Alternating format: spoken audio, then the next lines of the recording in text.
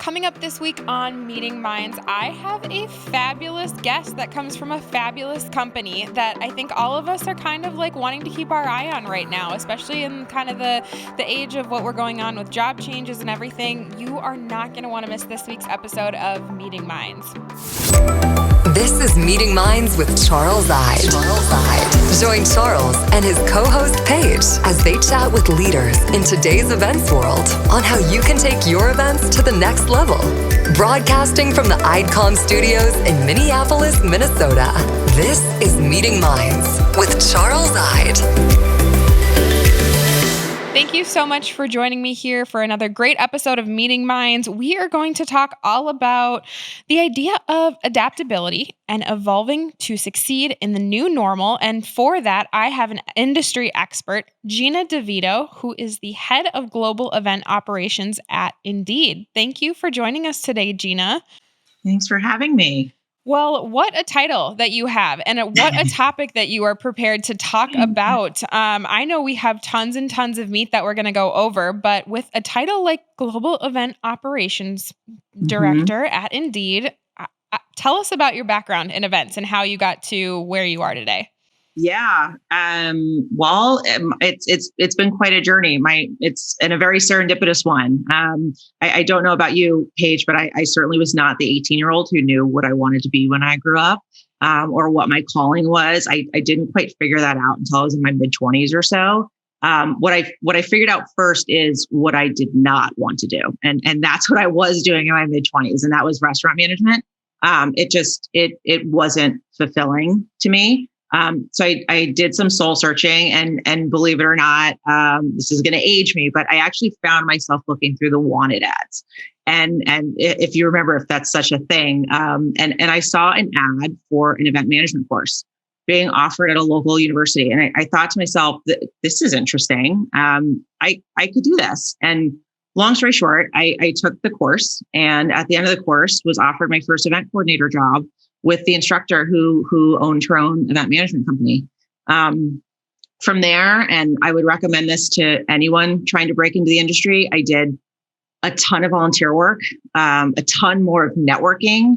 I was very involved with my local chapter of what is now the International Live Event Association, or ILEA. Oh, yeah. And that led to an opportunity in corporate events, which is really great. But unfortunately, shortly thereafter, the recession hit, 2008, 2009. And like many corporate event professionals, I found myself without a job. So I spent the next year or so freelancing, working with the various contacts I made through ILEA, MPI on projects from trade shows to galas to even weddings at that point. Afterwards, did a stint in nonprofit event planning, worked on the hotel side for a bit. And in 2010, I completely stumbled upon an opportunity producing virtual events. Spent nearly 7 years doing that at a company that's since been rebranded to Intrado. You might have heard of them, kind of a big name recently. At that time, I was totally clueless to how valuable that experience would be for me today. In 2018, Indeed came knocking and recruited me to build out their technical event production team, based off all of my years in live event or in real life IRL event world. And since then, the role evolved to global event operations. And that brings us to where we are today. Wow, what an amazing career. Congratulations on what you've stumbled upon and what you've transitioned into. I was one of those unique 18-year-olds, though, that thought I wanted to be in events. I started my career on the wedding side of things, and then family members telling me that's not a real job. So went into an industry I didn't like as well, and then realized you just have to do what you want to do and what you're passionate about. But somehow in the events world, it all kind of comes full circle, I feel like. And even like, the most, potentially non-connected experience always is connected in some way at the end of the day. Yeah. And I think especially from an ops perspective, it's important to sort of have that varied experience. Especially with processes, right? And looking at it from what you've gained with your past work experience and operations being a very processes-based kind of role. I imagine that role over the last couple of years especially the last year, has continued to change. How Yeah. has your job from that operations view changed throughout COVID? Yeah. Well, so my ops role currently actually was born during the pandemic, believe it or not. So in the middle of last year, after the initial scramble at the height of the pandemic, we had a period of pause. This moment that, and I'm sure it'll resonate with the other event professionals listening to this, but moments of pause are in our industry are not easy to come by.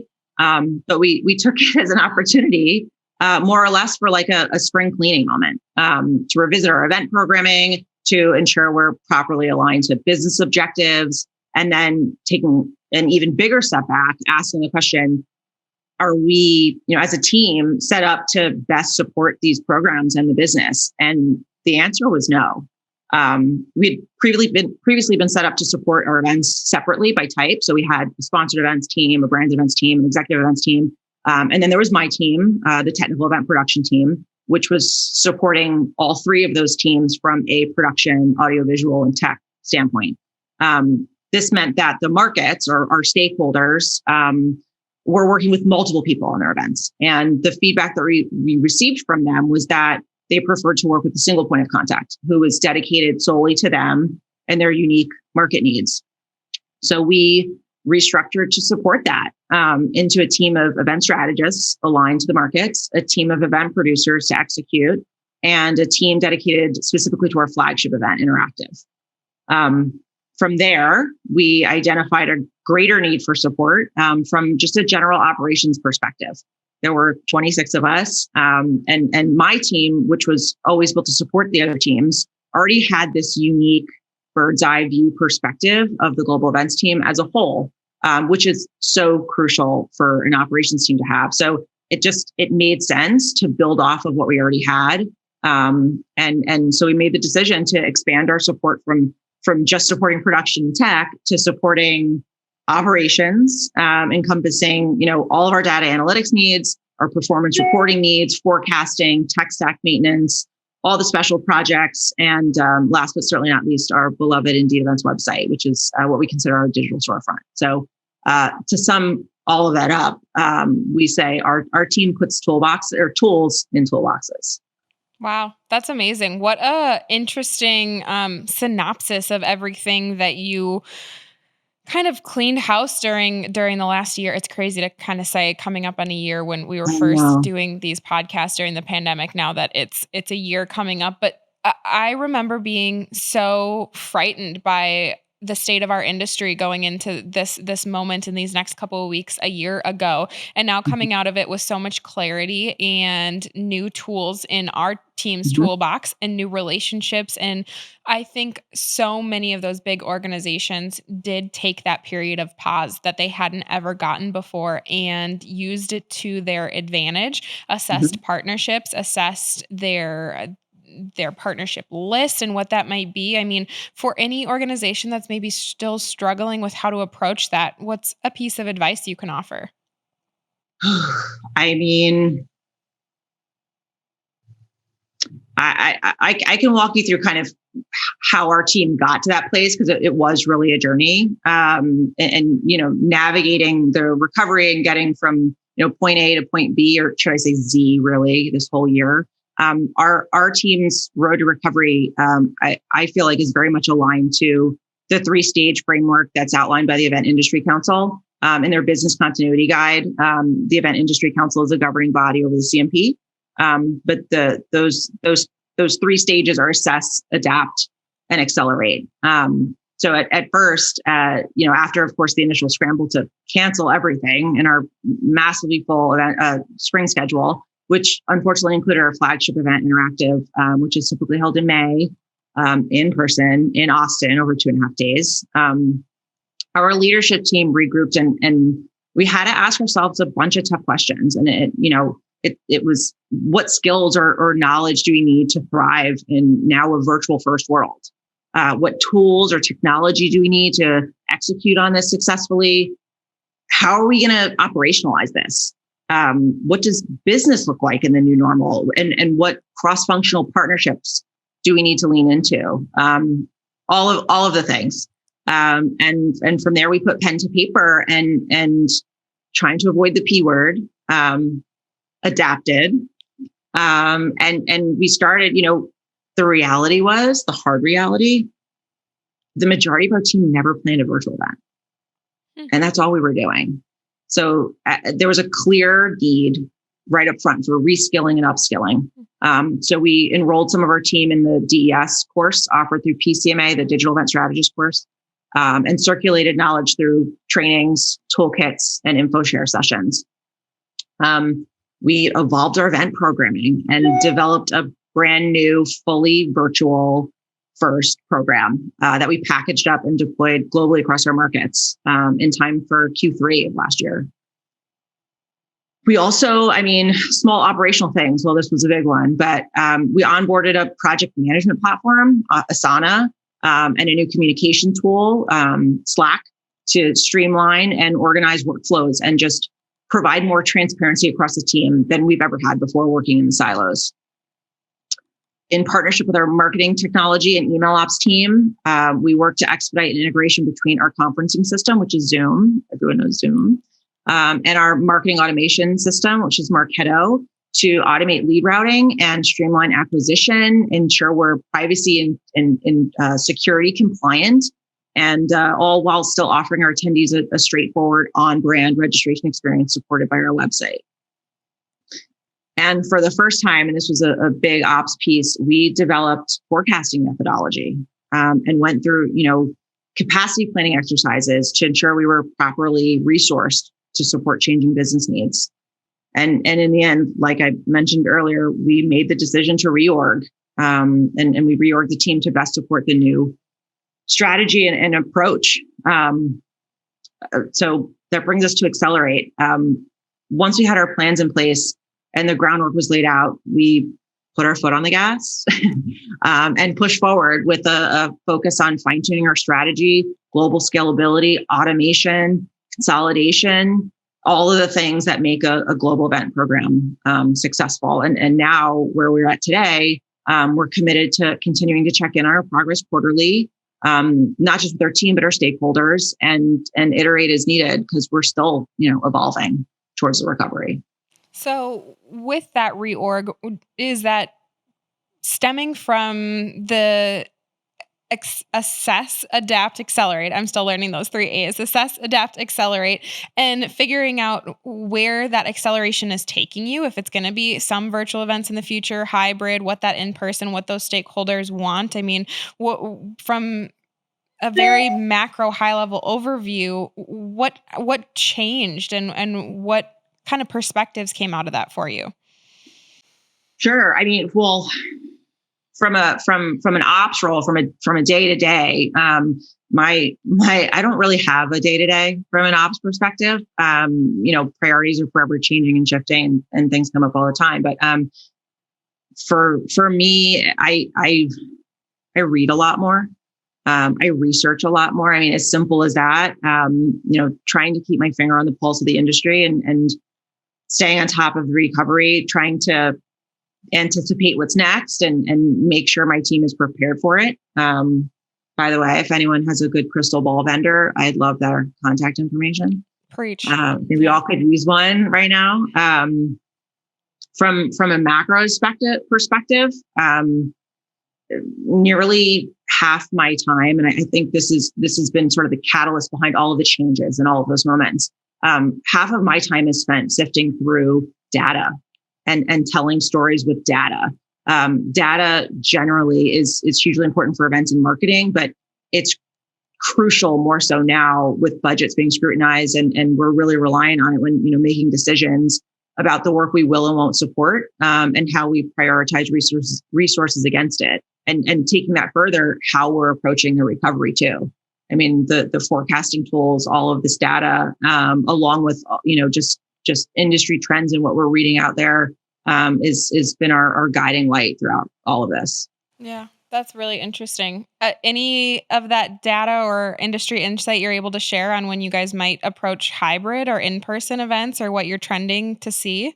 Yeah, I think we're in line with what's out there, and that's probably Q4. But take that back a couple steps, and in the corporate world, we have a bit of a runway just to secure budget and make sure we have leadership buy-in. And our leadership, particularly at Indeed, has been conservative when it comes to all of this with business travel and returning to the office and things like that. And they're taking a human first approach to everything, and their the safety and well-being of the employees at Indeed are first and foremost. So it will need their green light, and I think that'll be a hard one to lobby for. Yeah. So interesting perspective, right? When we look to big organizations like yours to lead the way, and there's so many industry professionals who want that in-person perspective, but looking to those kind of top stakeholders and people who are saying, hey, as optimistic as we can be, we're also human, taking that human first Mhm. approach. And when can we do it super safely with all those different regulations in place? Because you open Pandora's box and then all the questions flood in. And being an operations person and looking at all those processes and procedures, what's been the biggest learning piece from an ops and technical perspective that you've had to either wrap your mind around in the virtual environment or what you're trying to learn for the future? Yeah. Well, for one, I feel like we all had to relearn to do our jobs to a certain degree. So I'll start there. But three things come to mind when it comes to learning from an ops perspective. One, first and foremost, I mean, the importance of data. I really can't drill that home enough. When you're trying to navigate the unknown, let data be that compass. Being data driven is one of Indeed's core values. We use data to guide all of our decisions, and it certainly has been the driver of a lot of our conversations over the last year for us, for sure. The second, the importance of scalability. We're a global organization. It's just the three of us on the ops team, supporting 21 other event professionals who support 14 plus markets, 5 or 6 other business units all across Indeed. So it's really important for us to focus our attention on the projects that will make the most impact, and then scaling that from there. So, work smarter, not harder, the old saying goes. And lastly, and this is not the most profound, but going back to basics, that event management 101. I've noticed personally recently that I keep referring myself and my team back to basics when we get stuck. And it really is at the core of every decision we make. We overcomplicate things. And we forget that sometimes it can just be as simple as going back to, what's my objective? What are we trying to accomplish? Why are we doing this? Who's my And the demographic? answer or the how it usually becomes pretty clear after that. Yeah. I think that's such an interesting reminder to all of us because we get into what's the newest platform, what's the Mhm. newest data collection and gamification and yada, yada, yada. It's like, well, why are we doing this in the first place? Mhm. Is it to provide valuable content? If so, what's the timeline people have for content? And I think about this because we just completed a program for one of our clients last Friday, and they got more compliments on how engaging, short, to the point, easy to digest, easy to navigate the platform and our production capabilities were. And it just really hit home that, hey, if you provide great content in the hours that people have time to consume it, it's digestible. Maybe it's over a lunch period when people's kids are sleeping and napping and like kind of taking all of that into account, you're going to have a super successful event. Mhm. Yeah, I think a lot of people are doing the virtual thing backwards and finding the platform and then trying to apply that to an already existing event. And it really should be the other way. And you need to start with, what am I trying to accomplish? And then what do I need to do that? Do I need all the bells and whistles? Do I need gamification? Do I need, all of these engagement? Like it could just be as simple as delivering short, digestible content on demand. A lot of people are looking after that Netflix model. So yeah, that's specifically applicable to what's going on in virtual right now for sure. Yeah, definitely. What are some of your, I know you touched on so much as far as 101s and basics and really honing in on your audience and demographic. Any other discoveries, learning kind of things that you're really focusing on as you plan for 2021 and the unknowns of 22 and 23? Yeah.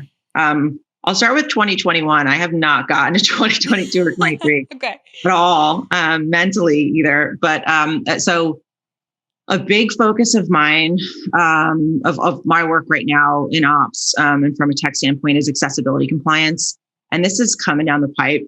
Indeed, diversity and inclusion is at the core, is another core value at Indeed. We help all people get jobs, we like to say. We've prioritized accessibility compliance. We started towards the end of last year. I don't think a lot of those are going into full effect until a couple of months from now, but it's coming, and it's a big one. We pushed last year to remediate all of our digital properties. So for us, that included the website indeedevents.com and the platform that we host our virtual event program on, IndeedWorks. And while the website was pretty straightforward, the virtual event piece is total uncharted territory. And a lot of the platforms out there are kind of behind the eight ball when it comes to this compliance. And they're not looking to roadmap these requirements until, Q3, Q4. And we were trying to get it out the door this quarter, last quarter. And so we weren't able to rely on the platform that we were using. We actually had to build a custom environment to meet those needs. So just a heads up, it's a big one. And what are some of those key focuses? Because I know that this is a hot topic I'm hearing about too. Accessibility and compliance. Like, what are the things people should be looking for, should be trying to implement? Is that, closed captioning and some of the languages are just the tip of the iceberg. What else should we be looking for?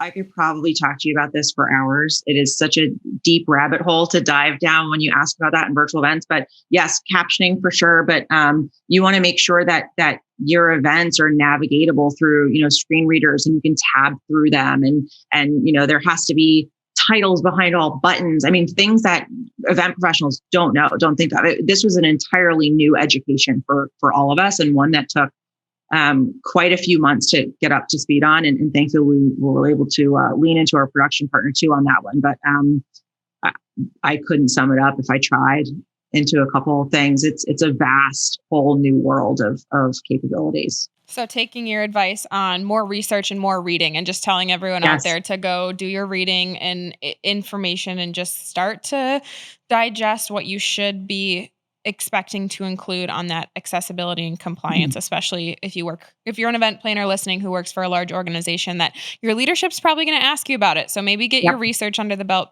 early. Yes, for sure. We're also, like everybody else, I think, preparing for the emergence of hybrid and exploring how that format will or won't fit into our event strategy. And that includes, working through all of the added logistics, understanding budget impact, and finding the right partners to support us. And I think where or at least I am landing right now, is just because you can doesn't mean you should. Taking it back to a couple of things I said a couple of moments ago about 101 and the whys and the whats.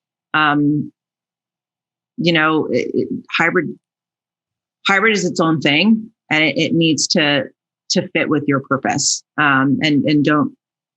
I think people are going to be trying to cram like a square peg in a round hole, and just be careful of that. The risk reward there with the logistics and the budget might not make sense in the long run.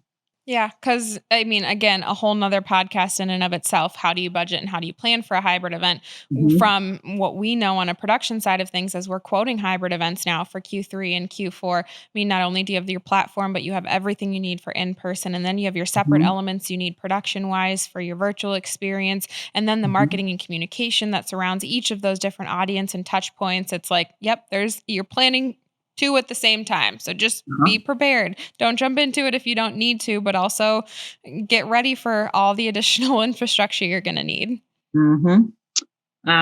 Sort of along those lines, when the world changed, so did our tech needs. We're no longer using a lot of the tools that we had put in place and had to quickly implement new ones. And at some point, we're going to have to rebuild our tech stack to support, the new world, the in real life and hybrid and virtual. So we're beginning to research that too, knowing that there'll be that corporate runway of budget approvals and implementation and all that stuff. So staying close to our forecasting tools and the state of recovery there as well. And last, but certainly not least, we've decided to take our flagship event, Interactive, fully virtual this year, which is really exciting for us. We were close to doing it last year, but it was a non-start, unfortunately. So, but for us, especially the work that we do in ops, it's in a lot of ways a perfect culmination of all of the work we've done over the last year. And our team is currently working on data visualization strategy to expand on our reporting capabilities. There's tons of data that comes out of virtual. And our goal is to wrap everything up in a beautifully packaged dashboard for our stakeholders and our leadership. So we're excited about that. So exciting. Congratulations. That's a great place to get to with all the hard work and learning and reskilling/upskilling that you talked about. How amazing to be able to get to a point where you're just really confident and intrigued by what you're going to get out of a virtual event. Yep, exactly. We're excited. So cool. So bookmark your calendars, June. Wonderful. June of 2021 then for Interactive. Yes. Wonderful. What last pieces of advice? I know we touched on lots and lots of nuggets of information here, and I know we could talk for hours, but to keep it short, concise, kind of following that model of hybrid and just data dumping on people, what do you want to leave the listeners with today? Yeah. I mean, our industry was pretty hard hit by the pandemic. I mean, that's no shocker or surprise. A lot of us lost our jobs. For those of us that still have a job, it probably looks pretty different than it has in years past. So for me, my advice would be to find the silver lining, and remember that event professionals are inherently some of the most resilient, creative, solution-oriented people out there. And use this moment as a way to reinvent yourself or learn a new skill. As we say in the tech space, do a hard reset. This is a time of change, and you can either embrace it and evolve, or get left behind. So lead with a change mindset and embrace the change. And lastly, lean into the industry. There's just so many resources out there and so much support and such a strong sense of camaraderie. Lean into that and get back out there and network and support each other. And we'll get through this, and we'll get through it together. Gina, I cannot thank you enough for all your pieces of wisdom from the operation mindset of a global event leader, especially from such a large company like Indeed. And I mean, we didn't even touch on what a great resource in general Indeed is for all of those industry professionals who are looking for their next step, that maybe this pandemic was hard on their career and shift change. And so just a friendly reminder out there for all of you that they're a great resource outside of this podcast for ways to continue to advance your career. Gina, if any of our listeners have questions, is there a good way people might be able to reach out to you?